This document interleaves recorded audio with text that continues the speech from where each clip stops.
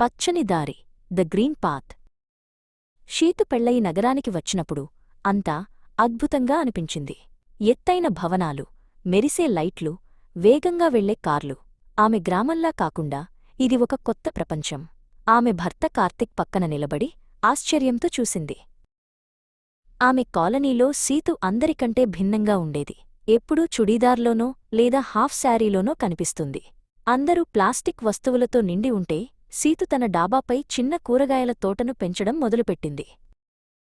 ఒకరోజు కాలనీ సమావేశంలో ప్లాస్టిక్ వాడకాన్ని తగ్గించాలని, ఇది ఆరోగ్యానికి, భూమికి ఎంత మంచిదో సీతు వివరించింది.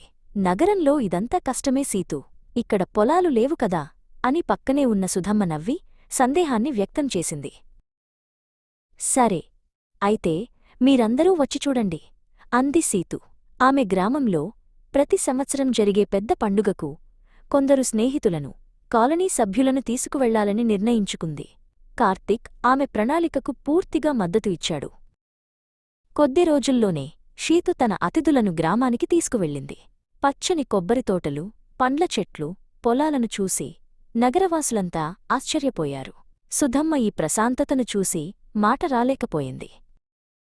పండుగ మార్కెట్లో సుధమ్మ ఆసక్తిగా గమనించింది. అక్కడ ఎవరూ ప్లాస్టిక్ కవర్లు వాడటం లేదు. ప్రతి ఒక్కరూ తమ సొంత గుడ్డ సంచులు లేదా పేపర్ బ్యాగులు వెంట తెచ్చుకున్నారు.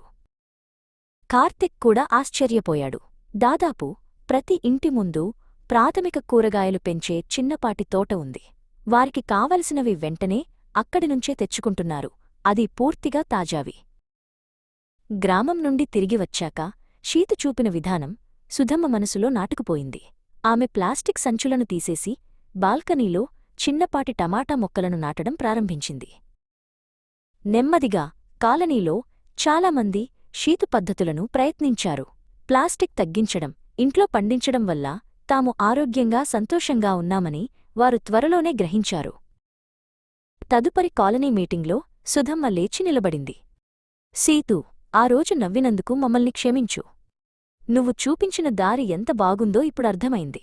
ధన్యవాదాలు. సీతు చిరునవ్వుతో అందరినీ చూసింది.